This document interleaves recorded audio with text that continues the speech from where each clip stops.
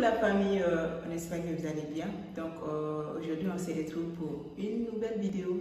Et bien cette vidéo, on va vous parler de certaines choses à faire ou à savoir avant de vouloir étudier à l'étranger. Donc on va vous parler par expérience. Et cette vidéo c'est pour vous montrer ce que vous pouvez faire ou pas faire si vous voulez étudier à l'étranger après cette crise sanitaire qui est le coronavirus.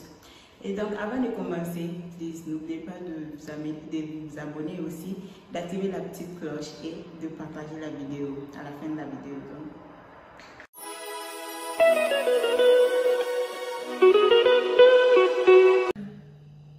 Donc, pour ceux qui voyagent pour la première fois, c'est-à-dire ceux qui prennent l'avion pour la première fois, il faut vous dire que, ok, vous allez quitter votre pays, ça ne sera pas facile, genre à l'aéroport et tout. Genre, il faut vous dire que l'aéroport, votre aéroport au pays là-bas, c'est différent de l'aéroport dans un autre pays. Genre, dans les pays d'escale, vous allez faire des escales ou un truc comme ça. Donc, il faut faire très attention à vos dossiers et aussi, n'ayez pas peur de demander des gens. N'ayez pas peur de demander. Si vous ne connaissez pas le chemin ou un truc comme ça, même si vous ne comprenez pas leur langue, essayez de traduire. Il y a Google Translate, il y a beaucoup d'applications. Donc, vous pouvez utiliser ça. N'ayez pas peur, sinon vous allez rater votre avion et tout. Donc, et ça devient des problèmes. Franchement, il faut parce que c'est pas pour dire que les aéroports au pays sont petits, mais franchement, comparé aux aéroports occidentaux, c'est pas la porte à côté, c'est 3 fois plus grand que ça. Tu vas voir un aéroport, c'est comme une ville au fait, il y a tout dedans. Donc c'est facilement, en fait c'est très facile de se perdre. Donc si tu es, même dans l'avion, dès que tu arrives, tu ne sais pas comment mettre ta ceinture là.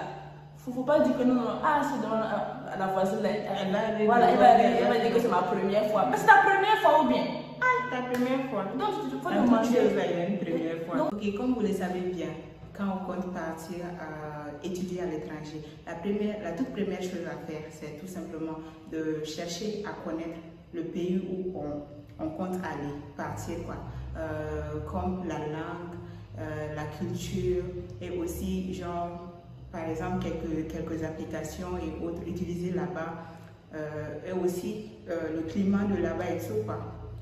C'est ça, parce que tu ne veux pas te lever et partir en terre inconnue en ne connaissant rien, en ne sachant rien de ce qu'il y est. Il faut que tu sois préparé à l'avance.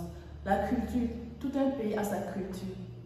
La culture de ton pays d'origine n'est pas la même qu'au pays où tu comptes y aller. Donc, il faut connaître la culture, savoir ce qui est interdit là-bas pour ne pas aller faire des erreurs qui peuvent, parce que te nuire. Tu peux te nuire parce que dans ton pays, peut-être que les gens aiment la couleur rouge comme un truc comme ça, alors que le pays où tu vas, la couleur rouge signifie une autre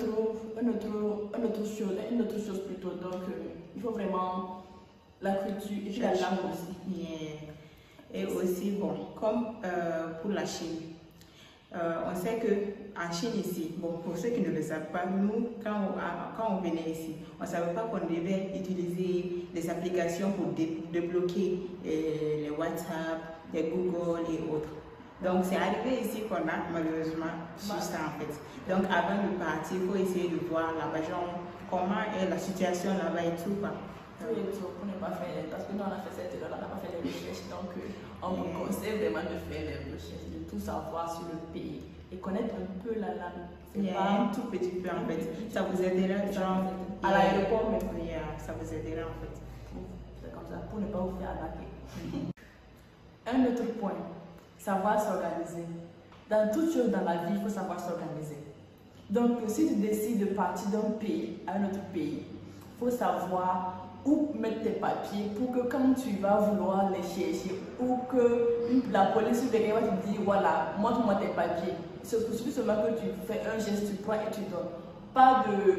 Tu sais pas là où tu mets tes papiers parce que si tu n'es pas organisé, tu vas les perdre. Et perdre ses papiers dans un pays étranger, je ne vous le souhaite pas. C'est perdre son identité même quoi en fait. C'est ça. Genre, tu peux rien faire. Tu peux rien faire. Tu peux même pas prendre un hôtel. Tu ne peux pas prendre un hôtel. Tu ne peux pas retourner dans ton pays parce que tu n'as pas le passeport, tu n'as pas ton visa. Donc, si tu n'es pas organisé, si tu n'es pas imaginez ceux qui veulent, pour les étudiants qui veulent partir à l'étranger, bien sûr, il faut que vos papiers, le papier de votre école d'inscription, l'admission, tout en fait. Il faut tout l'avoir dans un même point parce que et papier, ces papiers-là, c'est synonyme de les perdre. Donc, il faut vraiment être organisé pour ne pas avoir des problèmes dans votre pays d'accueil. Yes. Donc là, on va toucher sur un point très important. Très au carré. Surtout notamment pour nos frères et nos sœurs africaines. Donc donc on doit parler de ça en fait. Donc c'est tout simplement genre à propos de la nourriture, de quoi emporter genre avec vous et tout quoi. Donc notamment la nourriture. Je vous dis. Yeah, parce que les gens vont comprendre en fait. Il faut vous renseigner en fait. S'il y a certains ingrédients ou un truc comme ça qu'on trouve là-bas et tout. Parce que je vous assure, genre, c'est pas la valise que vous allez amener, les trucs, les habits et autres là. C'est pas ça. Arriver là-bas là. En tout cas, ça va pas être facile pour vous en fait. Parce que là, genre, commander la nourriture, tout ça là, c'est pas chaque jour. C'est pas tous les jours. Ça, je vais dire. Il faut vraiment la nourriture. Parce que vous savez que même en Afrique, la nourriture est différente d'un pays à un autre. C'est vrai qu'il y a des similarités, mais il y a des recettes qui sont particulières pour un pays donné. Yeah. Donc, si tu veux quitter le Mali ou bien tu quittes le Burkina pour aller aux États-Unis ou bien un truc comme ça, amen, regarde. Faut laisser habiller la même là. Je parle d'une expérience, je dis, moi, maintenant, je mange au pays là. Hein? Tout ce que tu peux emporter là, faut emporter avec toi. Parce que le tout c'est quoi? Si on te dit que non, que tu ne manges pas, moi, comme ça, je vais dire que non, je ne mange pas le thon à la maison. Arrivé ici là, je vous dis, j'ai appelé à la maison. Tu vas chercher, fatigué, tu ne vas pas trouver. Je veux le thon. J'étais en Chine, mon père m'avait averti. Genre, combien de fois? Faut laisser les habits là, mais au moins 5 complets ou un truc comme ça. Faut laisser les habits. Mais moi j'ai dit non. Arriver ici, comment je vais faire et tout. Mais je vous assure, arriver ici. 2 valises. Deux mois, un truc comme ça, j'ai fini avec ma nourriture. 46 kilos, ouais. Et puis la nourriture des Chinois, c'est pas facile. Pourtant, c'est pas tout. Pourtant, tu as amené quelque chose.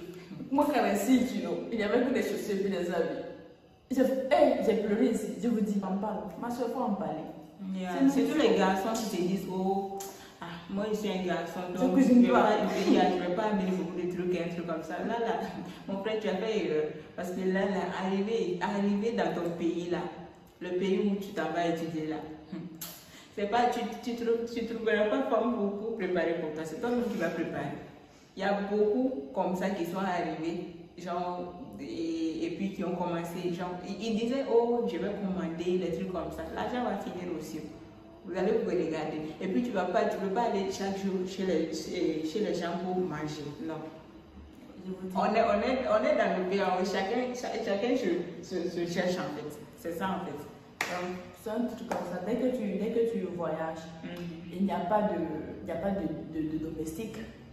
Il n'y a pas papa et pas maman. Donc, dès que tu es toujours à la maison là-bas, essaie de connaître, savoir comment préparer, savoir comment repasser tes habits, savoir comment prendre soin de la maison, comment faire ton lit, des trucs comme ça. Les petits plats comme les crêpes, les trucs, les œufs, il faut savoir les faire. Et aussi, il faut savoir bien gérer son argent. Donc, c'est pas que vous avez amené beaucoup de nourriture ou bien qu'au début, on vous donne beaucoup d'argent et tout. Donc, vous allez bouffer comme vous le voulez. À la fin, là, ça ne sera pas comme ça en fait. Il faut vous dire que, genre, cette situation ne sera pas, genre, continuelle. Donc, il faut savoir économiser, il faut savoir bien gérer son argent en fait.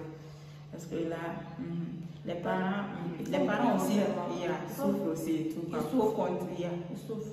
Faut pas te dire que non, papa a l'argent, maman a l'argent. Donc, dès que je passe un coup de fil seulement, hop, on m'envoie l'argent.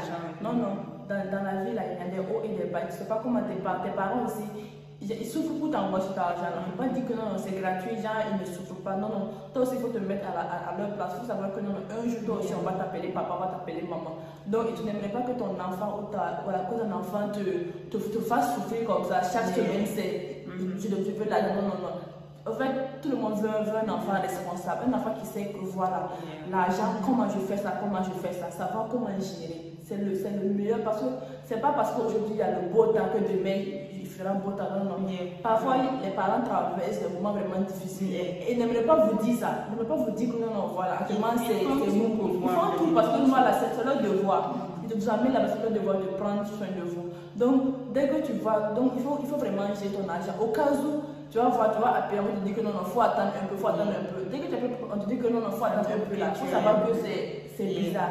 Donc, ça va se trouver que non, non, tu as des économies et que tu peux gérer, tu peux, voilà, ce laps de temps là, tu peux essayer de couvrir un peu quoi et tout. Avant que le et genre dépenser inutilement son argent, faut arrêter ça aussi. Genre, bon, ça c'est pas. Hein? Dépenser son argent inutilement. Il faut savoir, ok, ça va prioriser. Ce montant-là sera pour mon argent du mois, genre mon marché ou un truc comme ça, et ce montant-là. Donc, faut pas tout gâcher dans des futilités et tout quoi. Dès qu'on t'envoie ton argent, tu prends cette somme-là et tu priorises. Il faut prioriser les trucs qui sont importants en fait. Voilà, ton logement peut-être, ta nourriture du mois, ta nécessité, tout ce que voilà, tu couvres tout en fait. Et ce qui reste maintenant, tu peux commencer à faire les petits trucs. Voilà, les petits trucs. Mais au moins tu sais que voilà, tu as tout. Au cas où tu es broke, voilà, tu es pauvre, voilà, au moins tu as la nourriture, tu as ton courant, tu as ton eau. Voilà, tu peux te débrouiller jusqu'au mois prochain aussi. J'ai un point vraiment très important, les amis. Il faut savoir choisir ses amis. Dès que tu quittes ton pays et que tu es dans le pays d'accueil, c'est pas le premier venu que tu prends comme ton meilleur ami, comme ton ami fidèle. Non, non. Dès que tu viens, il faut avoir ce flair-là de regarder d'abord, observe les gens, observe leur comportement. Parce que toi, si tu as tes mœurs, si tu as tes valeurs, si tu as tes défauts aussi. Voilà. Donc, dès que tu observes, tu vois que voilà, elle correspond, voilà, on a à peu près la même vision des choses. Et tu vas te voir dépenser parce que voilà, tes amis, elles dépensent comme ça. Donc, toi aussi, pour avoir cette image-là, comme quoi son ami dépense ou bien cet argent, il faut que moi aussi je fasse pareil.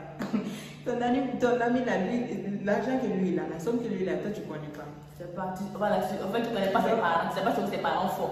Vous n'avez pas les mêmes problèmes, vous n'avez pas les mêmes parents. Tu sais pas lui avoir combien par mois. Toi, tu t'occupes de tes affaires. En fait, il faut gérer en fonction de ce qu'on te donne. Tu vas vouloir, pour bien paraître devant les gens, tu fais des dépenses plus que tes moyens même. En fait, tu vois, à la fin, tu vas te retrouver, à force de vouloir paraître beau devant les gens, tu vas te retrouver dans le malheur, sans rien, dans la pauvreté, dans la misère. Et quand tu es dans la pauvreté, ces amis-ci là, ils vont plus venir vers toi parce que tu es pauvre, tu n'es pas dans leur rang social. Donc, ils vont t'écarter. Et ça, tu te retrouves dans des pétrins. Donc les amis, on est déjà à la fin de cette vidéo. On espère vraiment que cette vidéo vous a aidé, ça vous a appris beaucoup de choses. Donc si on a oublié ou si on a omis certains points, si tu as des propositions pour aider d'autres personnes, s'il te plaît, laisse ça en bas en commentaire pour aider d'autres personnes qui souhaitent faire cette aventure-là. Et si vous avez des propositions de vidéos aussi, on est preneuse. Donc, c'est tout pour cette vidéo. Donc, on se dit à la prochaine. Et n'oubliez pas d'aimer la vidéo, partager aussi, abonnez-vous. Abonnez-vous et faites ça. Donc, à la prochaine. Bisous.